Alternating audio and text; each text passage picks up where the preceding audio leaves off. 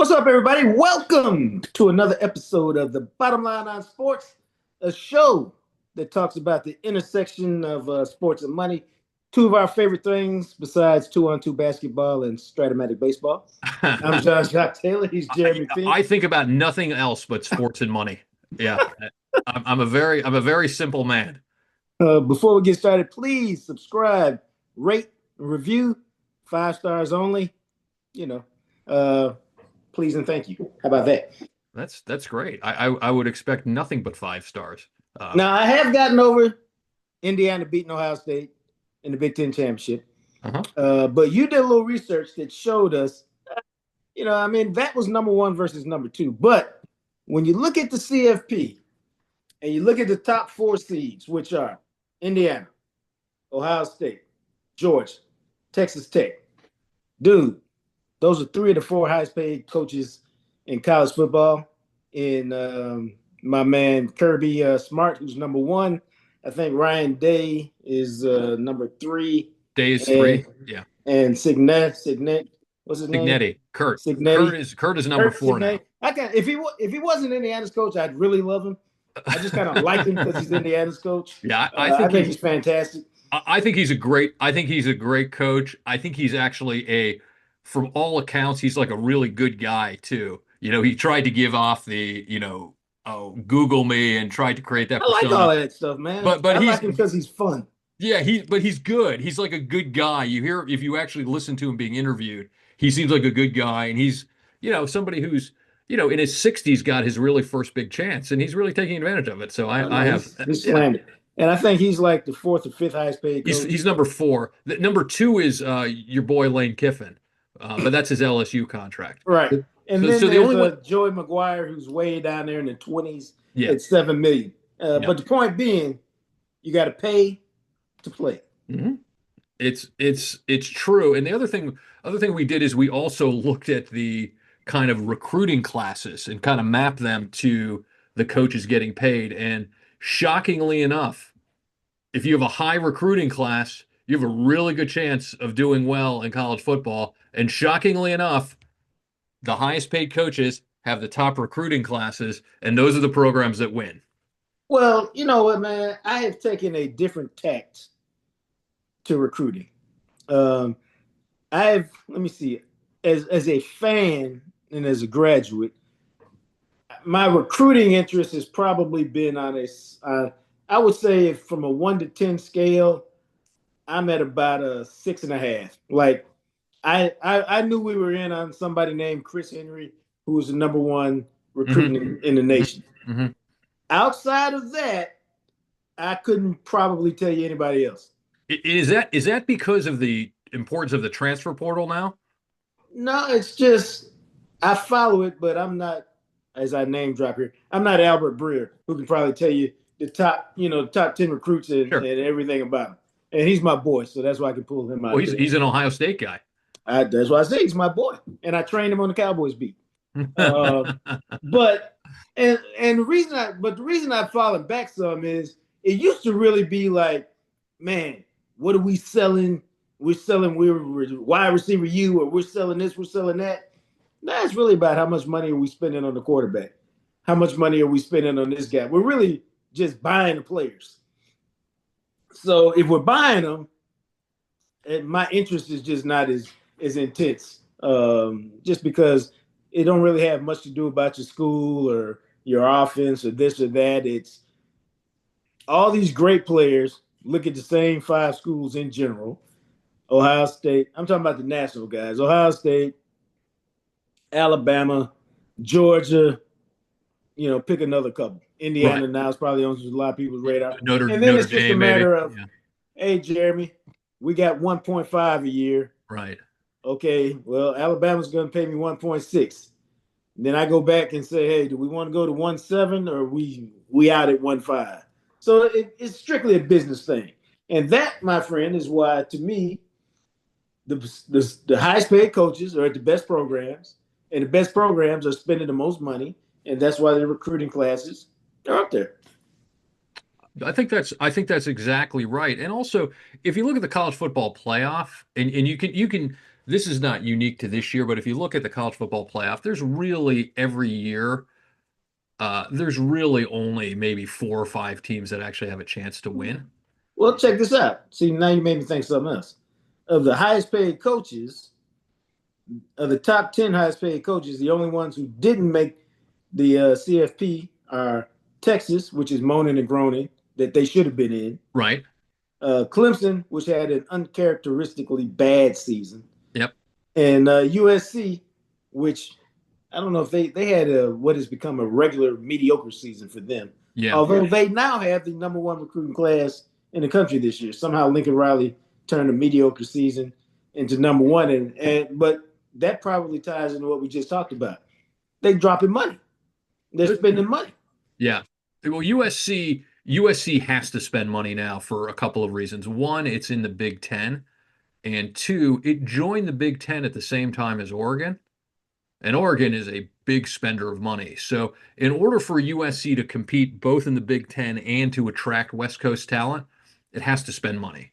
And what you've seen with Lincoln Riley over the last couple of years is that he spent money on the offensive side of the ball. He didn't Yeah, spend it. He didn't spend it on the defensive side. yeah. And It shows. you started to see the defense perform much better this season than it has in his first couple of seasons there. And I think USC is going to be a formidable school because it's a big school.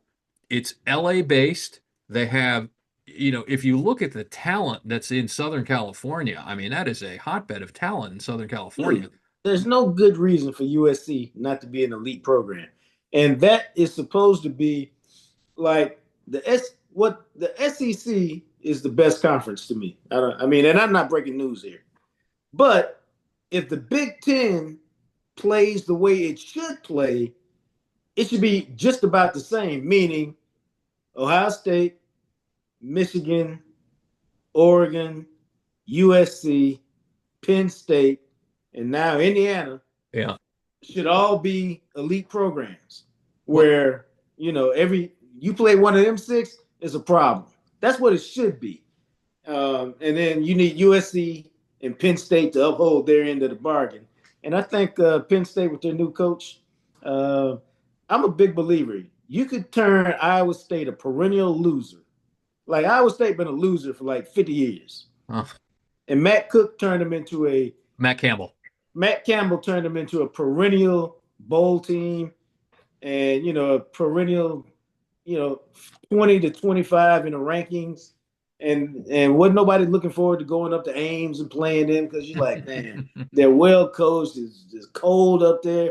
And so if he could do that at Iowa State, then he should have Penn State back to being at least where James Franklin had on a regular basis, where they're 10-2, and it's a really tough game every year.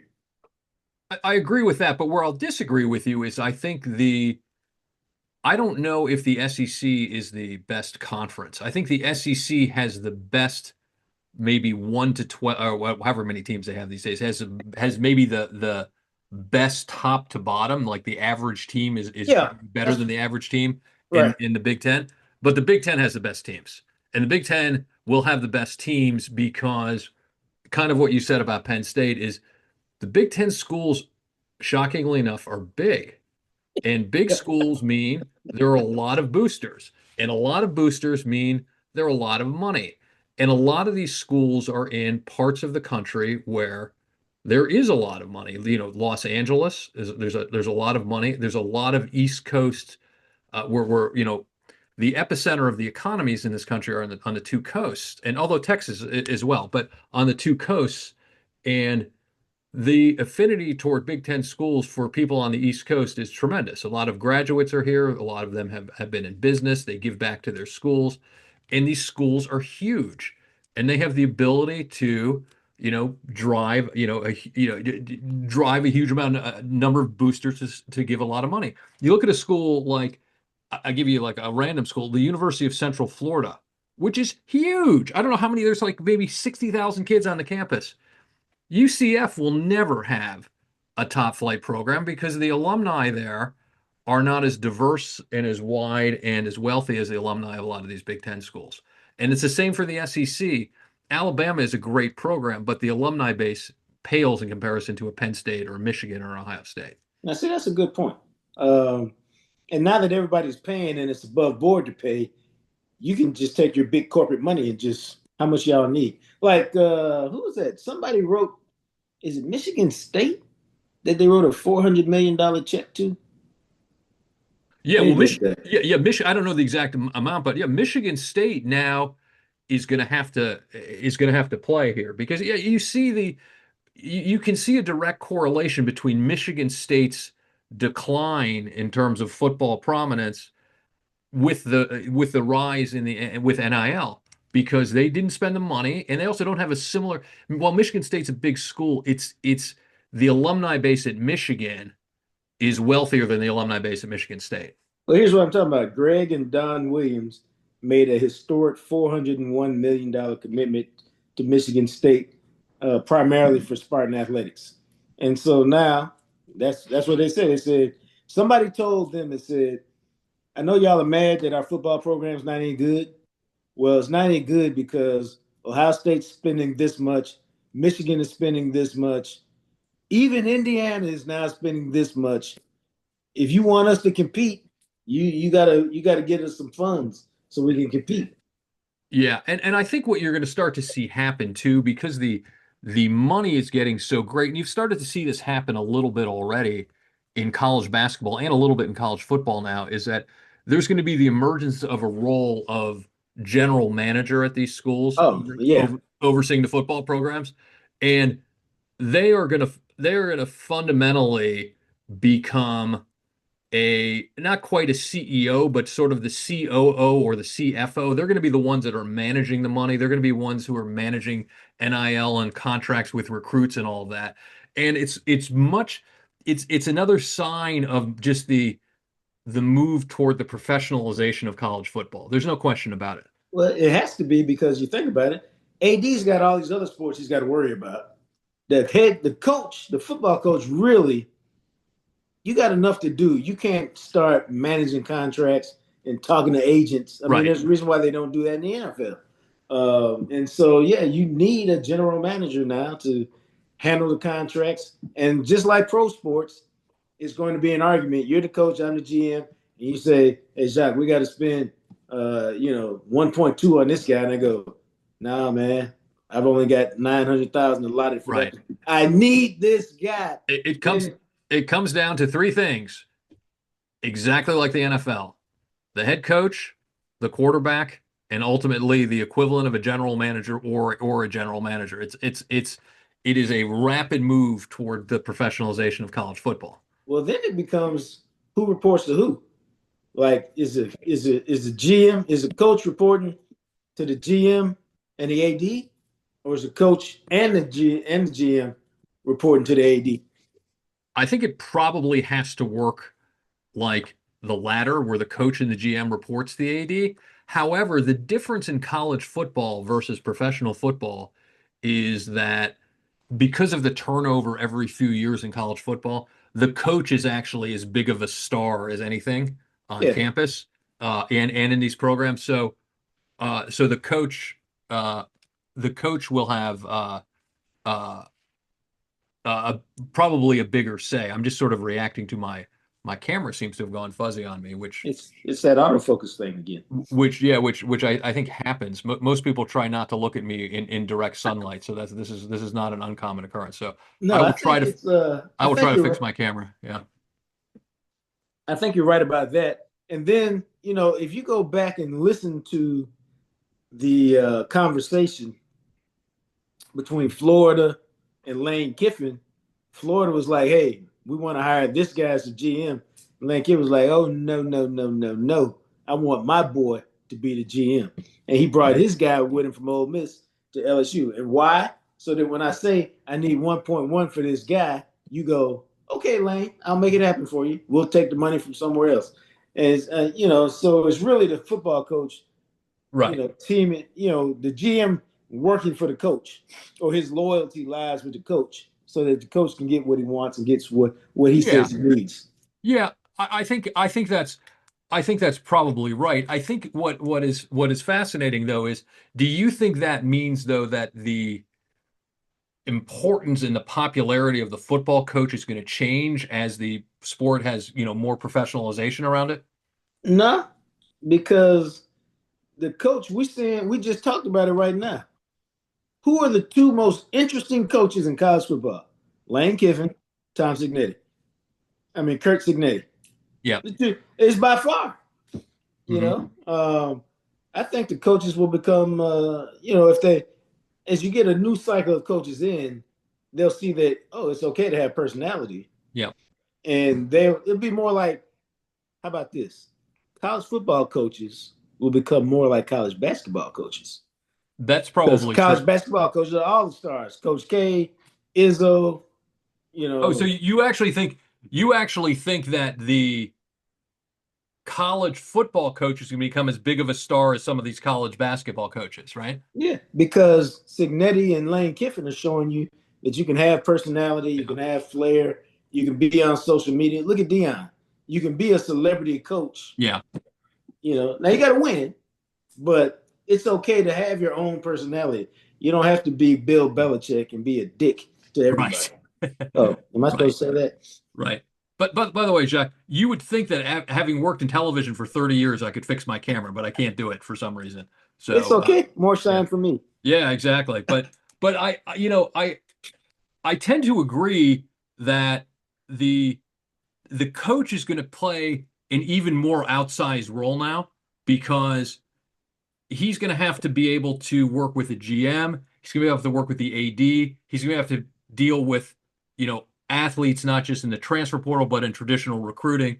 And I think it's going to be, it's a very difficult role, which is actually one of the reasons why these guys are getting paid a lot of money right now, I think. And You know? I mean, let's keep it real. When you're a CEO of a Power Five program, even a group of five program or group of six, whatever they are these days, you are CEO of a large major corporation, That's true.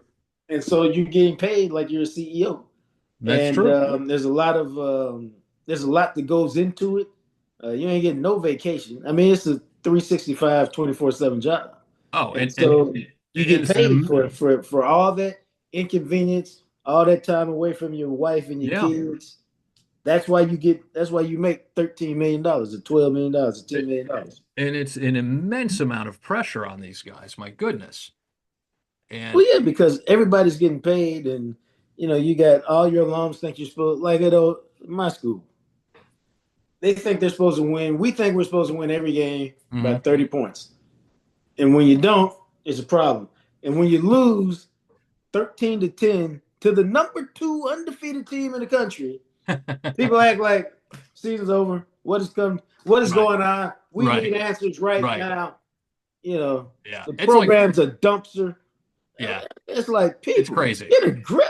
It's crazy. It's like every other football game, every other competitive football game comes down to about there's like 4 to 5 plays. 5 plays. Right. And you can 5 plays. see Indiana made the clutch plays, Ohio State didn't. It Yeah. came down to that. That's it. It wasn't And if we're fortunate enough to win the first game and you get Georgia in the semifinal, it'll be the same thing. that's It'll be a right. fourth quarter game that's decided by one or two plays that go one way or the other. Mm. And then normally in the championship game, if it's Indiana on that side, whoever they're playing, I think it'll be the same way. If somebody like Texas Tech gets there, I can see the stage being a little bright and they might falter a little bit. But in general, those championship games are coming down to 4 or 5 plays. I, I cannot agree more. Anyway, bottom line on the coaches for you. Bottom line for me is you get what you pay for. It ain't complicated. Pay the uh, man, get the wins. bottom line for me, it's another sign of the professionalization of college sports. It's only moving more and more that in that direction. And I think over the next 5 years, you're going to see the emergence of not just the head coaches getting paid a lot of money, but the general managers of these programs are going to start to emerge and become better known and be paid a lot more money. When I was covering when I was a beat writer at Dallas Morning News for 20 years, we often had we went into an iteration where we had sports business writers, and they covered the business of sports, blah Hmm. blah Hmm. blah. Hmm. And I had an opportunity to cover the league, NFL at one point, and I said, you know what? I don't want to cover the league because so much of the league has nothing to do with football. It has to do with salary cap and it has to do with labor peace and all this stuff. I just want to cover football. And what I'm getting at is now, as you look at college football, this is a show, the bottom line on sports. That's about sports and money, the intersection where they meet. We done spent half these shows talking about college football because it's all about money now. So should we really be surprised? And I say we should, now that I thought about it, that the next great thing in college football is, hey, I need some insurance on these contracts. Yeah, but the boosters are getting the insurance. Yeah, it's crazy. Yeah. But it makes sense to me. It's like, man, and you're a business guy, so you understand this. What is any book you read, and I'm new to the entrepreneurial world about 5 years in terms of getting into business, but any book you read about business says, oh, being an entrepreneur, being a business owner is a great way to get wealthy, get rich. The way you do it is what? It's one thing you do. You find a need, you fill it. Mm-hmm. Uber, find a need, people need rides, you feel the need. This is that, man. Insurance was always that way, but somebody sat there and said, wow, these kids are leaving at an alarming rate. Yeah. Me and you should have came up with an insurance company, man, and said, hey, we'll insure these guys if they leave. And that's what this company called 32 Stadiums did, man. They're charging a 3% premium off $1 million contract. Right now, it's for basketball teams.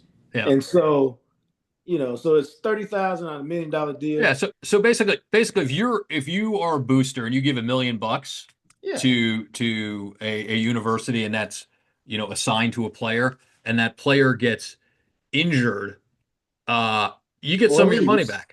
Yeah. Or leaves, you get some of your money back. And there's and it's underwritten by Lloyd's of London, which is known for its kind of I've got my fingers underwritten by Lloyd's of London as it for my typing skills. right. Well, there you go. But yeah, and so it's a real thing, and it's a group of schools that have come together to do this, and they are essentially, it's a way to keep some of these boosters happy. Who, if you buy something and then it goes away, the player's keeping all the money, but the booster who's just donated all that money is like, why did I give that $1 million? And so this is at least a way for them to possibly get the money back. But it shows to your point, how big of a business college sports is becoming. But I also think it shows how, the transfer portal is crazy right now. That kids can go and just about at any time. And that's it's not that it's crazy. I'm all about player. It's I don't mind rules. I really don't. But I don't like any restrictive rules. And here's why. And for me, it's based in logic. If I'm not an athlete, but if I were in the acting school, the drama school, Mm-hmm. and I wanted to transfer every year to go work with a visiting professor at a different school, nobody would say anything. If I was a virtuoso violinist and I wanted to go work That at a different school every year because, oh, they got this program. Oh, Professor Pink is going to be there. uh-huh. Okay, I'm going to go do that. Uh-huh. If I wanted to go every year, nobody would say anything. They wouldn't say, well, you're not going to graduate. No, because I'm chasing something. But that's true. However, if you were a virtuoso and you were getting paid $1 million a year to be at that school, the school then has $1 million worth of consideration to say to you, well, hold on a second. Hold on Yes. a second. So what this is probably going to lead to is more traditional contracts. Right. That's what this And I will. don't have any problem with that No, and that to because, me, right? The contract is something that you enter in mutually that the two sides agree on. Right now, it's kind of an asymmetric thing right now in terms of the players. By the way, I would much rather have the players have the freedom of movement than the institutions. Don't get me wrong. I just and think it's asymmetric and it's imbalanced. And the people who are essentially the equivalent of the investors, the funders of it, the boosters, are looking up and going, I'm not giving this money if I think this kid's leaving in, 3 weeks. Yeah, it's a situation where it's the the old national letter of intent, which is kind of leaving with these new deals. Most people thought that was a 4-year contract scholarship. That's a year to It's a year year. That's scholarship. true. Oh, Pink, we had you down for 1,500 yards rushing this year. You gained 600, and your attitude stinks. I think you'd be a lot happier at Arkansas State this year. No, Right. I'd like to stay here. No, I no, no. think you'd be a lot That's happier right. at Arkansas Yeah. State. Yeah. That's fair. And so I think that's totally fair. So I think again, everything is emerging and moving toward a traditional, it's a professional sport and it's And just going to see, move there in fits and starts and yeah, contracts are going to be part of it. I think they're contracts, and I think this should. I think what'll happen. I think the sweet spot will be. Now, laugh at me when I tell you this. It'll be just like coaches. I'm gonna sign a 3 or 4 year deal to go to Ohio State, and Ohio State's going to pay me $1.5 million a year, and there's going to be a $4 million buyout if I want to leave. And so I go and then Texas wants me Right. to come play for them, and I say okay, I want $2 million to come play for you, and you got to pay off this $4 million buyout at Ohio State. And just like coaches do, they go okay, fine, pay it off, we want you.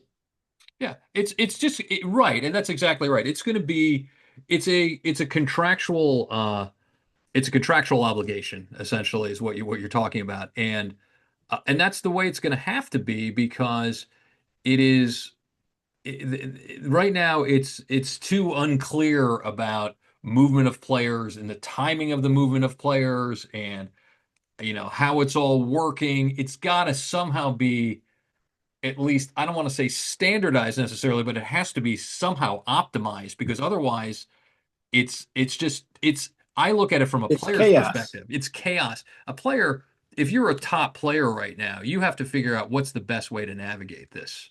Yeah. And it probably will then be certain agents will be allowed to negotiate on your behalf. They'll be licensed or registered in some way like I they like are. that too because the other thing, Yeah. NFL players, agents who represent NFL players are capped at 3% of the total deal. Hmm. Now, if you're a superstar Jacques Taylor, you can say, hey, Jeremy, you can represent me for 1.5%. Right. And you go, well, I just want you on my team. So, yeah, I'll take that. Then Right. I'll tell everybody I represent you. Well, these college guys, agents, there is no cap. That's right. And a lot of these families, let's keep it real, mostly inner city, when I'm talking about this, they have no idea what an agent should get. And so the agents say, hey, we'll take care of the deal for 20% of the total package, Right. which is Right. insane. Hmm. 20% is what you get for a marketing deal in Hmm. general. 10 to 20% Right. for a marketing deal, not Right. for a playing contract. Of And course. so, they're just taking these families to the cleaners, man. I don't Yeah. know how they sleep at night. They're all going to Hades. There should Um, be. Well, like the NFL has. There's an approved list of agents, or there's an right. approved right, and college needs to have the same thing. But again, to me, it's all the same point, which is that it's going to be the professionalization of college sports. It's going to happen in fits and starts. Contracts is going to be one way that it's going to happen. Agent, approval is going to be another way it's going to happen. Insurance for boosters is going to happen, and then pretty soon we'll look up in 10 years, and some norms will be established, and people will be able to, players will be able to navigate that better. And Here's the last point on this topic. yeah. You got a guy named Damian Wilson, who's at Missouri, defensive lineman, Hmm. their best pass rusher. He transferred from Georgia.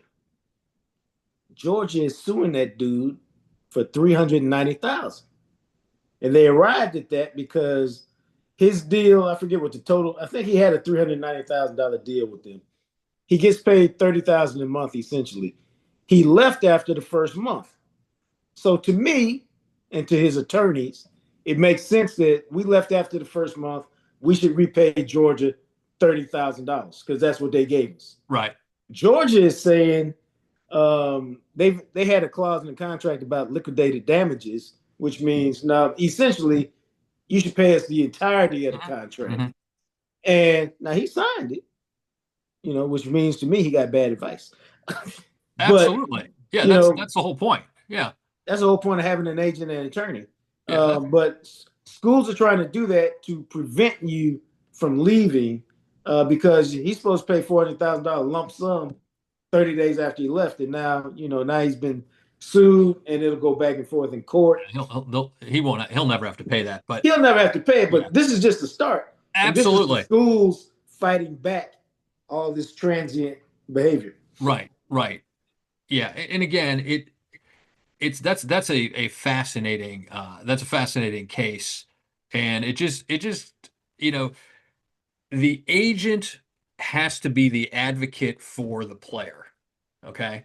Right. And you can't say that the agents of a lot of these, high school guys are getting agents who are going to be their advocates. You just don't know. I'm sure a lot of them are, but the ones that aren't or the ones that don't have the proper experience to look at, to your point, if it's he probably got some bad advice, maybe from a very well-intentioned agent, but got, some Right. bad advice.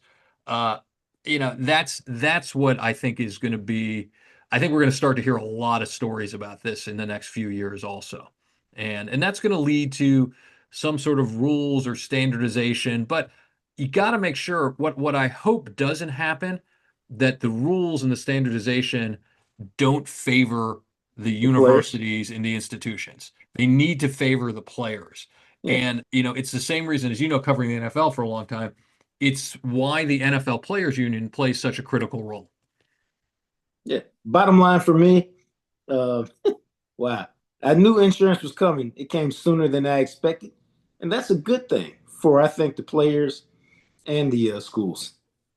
Yeah, I think for me, I agree. And I think that, look, the fundamental thing about insurance is that it's a large pool that people pay into to spread risk. And there's a lot of risk in this. So insurance is going to become very commonplace, and it's soon going to be standardized, as is a lot of things, contracts and other things in college sports. Okay, let's talk about the elephant in the room. Now, I got to tell people, I mean, I've been conflicted about this game. I thought all along, having watched Indiana quite a bit this year, I expected a rock'em sock'em four-quarter ball game that would be decided in the last couple of minutes. That's what I expected. Now, my problem is, and I'm going to name Dan Orlovsky because I know he was talking the most trash, but I thought it odd all week that people were thinking that it was going to be a blowout. Vegas only favored them by 4 at kickoff. Mm-hmm. Okay. Now, here's the other thing. After the game, all these people talking about, oh, Ohio State trailed for the second half for the first time. I knew they wouldn't bounce. I wanted to see how they would react. They didn't react well. They hadn't played anybody out. And I was just like, did y'all watch the game? Like, they got behind, and what did they do? They immediately drove like 12 plays, 90 yards, and stopped because the quarterback's knee hit the ground on a Right, 4th and 1. right. Otherwise, it's 1st and goal, and they score. They force a punt, and then what do? They They go drive again. 15 plays, 90 yards, and take it to the goal line where the kicker misses a 20-yard field goal. That was, I'm sorry, I've only covered the NFL for 30 years. That looked like response to me. That didn't look like, oh my God, we're behind. Yeah, And you go 3 and out and punt, they score, and it turns into a blowout. Now we've seen Ohio State do that in the past a few right, times. right. This ain't them, man. It was a I, I had the same reaction. The other thing too is, and we kind of talked about this or texted about this, is that this was arguably, no, not even arguably, not arguably. this was the biggest game in the history of Indiana football. This was incredibly important to the school, incredibly important to the program. And for Ohio State, not so much. It was important, but they know they were going to get a bye. Chances are, I think getting the second or third seed, you get a more favorable draw for a whole bunch of reasons that are kind of silly. This is Um, weird. We got to talk yeah, about that at some yeah, point. that's a different story. But and for Ohio State, it's about winning the national championship. I'm not saying that, I'm not taking anything away from Indiana. They won the game and they're an excellent team. But I also think that actually had something to do with Ohio State's play calling. Is that I think Ohio State's play calling, if this was a college football playoff game, I think Ohio State's play calling would have been a lot more aggressive and a lot different. And I think you saw that, I think you saw that with Ohio State kicking the field goal at the end of the game. I think you even saw that with a quarterback sneak with Julian Sayin on the other drive. I just think that again, and maybe I'm an Ohio State homer and I'm looking at the game through rose-colored glasses, and maybe Indiana's a lot better. But I did not feel like Ohio State emptied the bag in that game. I just didn't. And I don't think they cared. I think they cared about the game certainly because every team wants to win. And as you know, being in locker rooms, me as a fan, it's a very different. The locker rooms, they all want to win all the time. Right. But but I got to say that it was a much bigger deal for Indiana than Ohio State, and that's okay. It was Indiana's first Big Ten championship since before I was born. I'm almost 60. Right. So it was clearly a bigger game for their whole football deal. But I mean, it's a well played game. It's taking nothing away from them. I mean, No, no, no, no, no. what I think Indiana has that I think will. I was not a.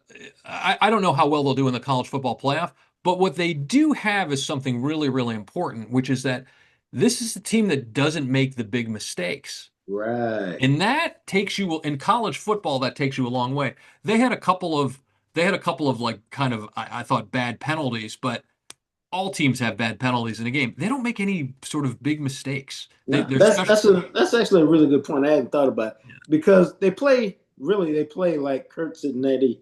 You would think they would play for a guy who spent 3 or 4 years with Nick Saban because he's basically Nick Saban light Yeah, in terms of his approach and how he coaches and everything he does is off the Nick Saban tree. it's incredibly process oriented from what I understand.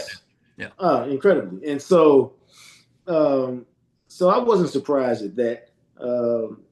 They played really well, and they got a big time quarterback.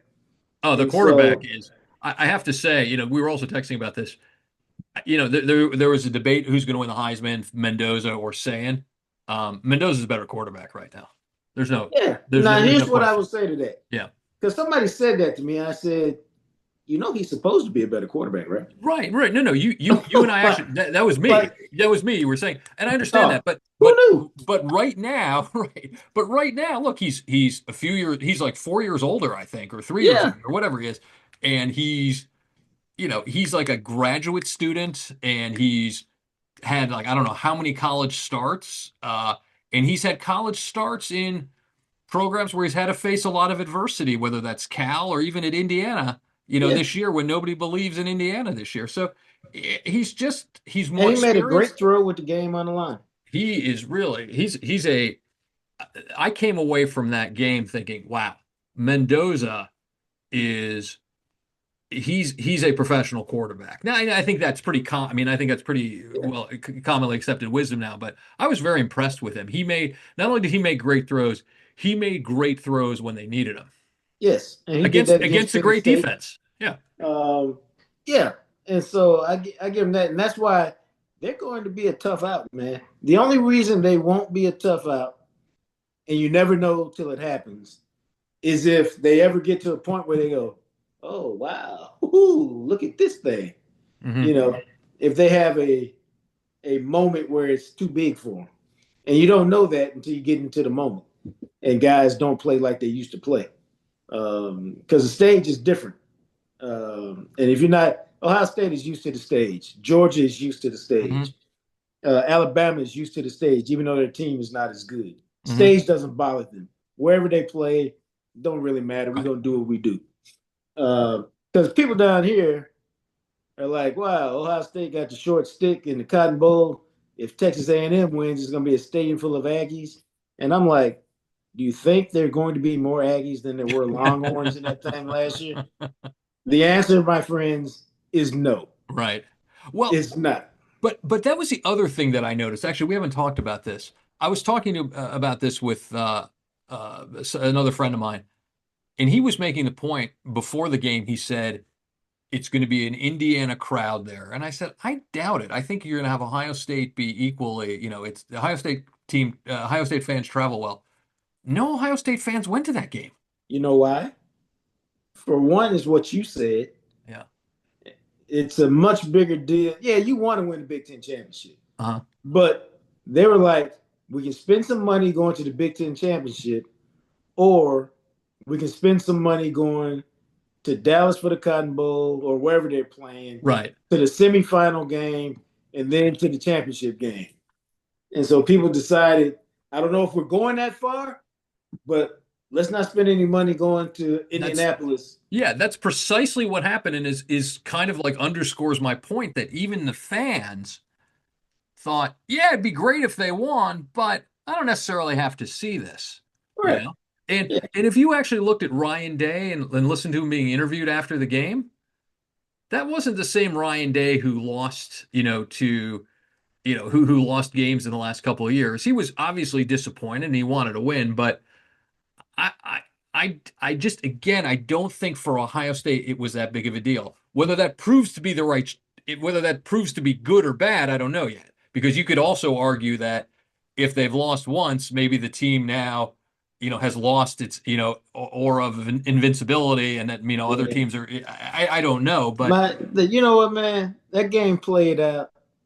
The season is playing out the way once they got good, I thought it would play out. Like I think their defense is for real. Like you're not. I would be shocked if they run into somebody who just obliterates their defense and scores 35 points. Now they might run into somebody who scores 21 or 24, but I don't see anybody just blasting their defense. The question for me is always going to be, can they run the ball enough so that and can their offensive line play good enough Mhm. so that they can get the ball to their wide receivers and stuff. That's the run game and the offensive line to me Mhm. is always the question because if you Mhm. give Sayan time, he's going to pick you apart and the receivers are going to get open.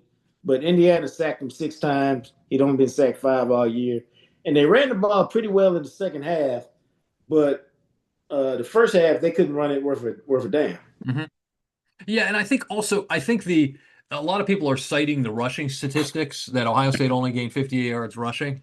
And while that's true, in college football, the loss in yardage from sacks counts Yeah, against your rushing. So if you take these, and I'm not, discounting the importance of getting of him being sacked, but Ohio State was able to rush the ball pretty effectively.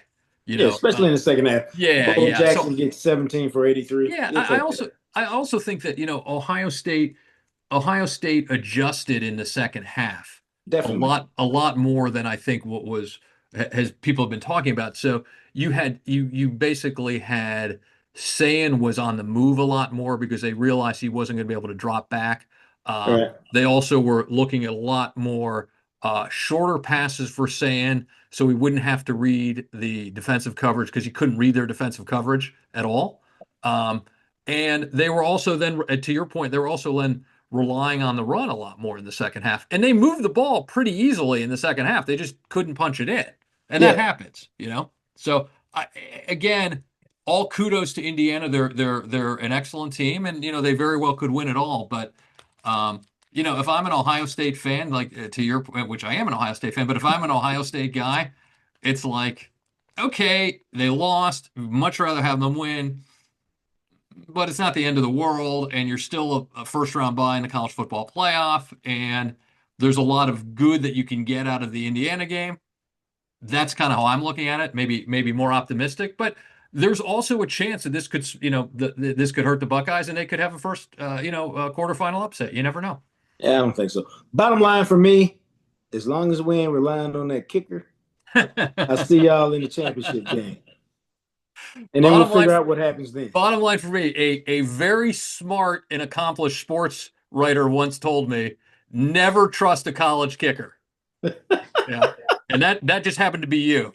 And as soon as he missed that field goal, I texted you and I said, exactly what you said was going to happen happened. So I had the exact same bottom line for that.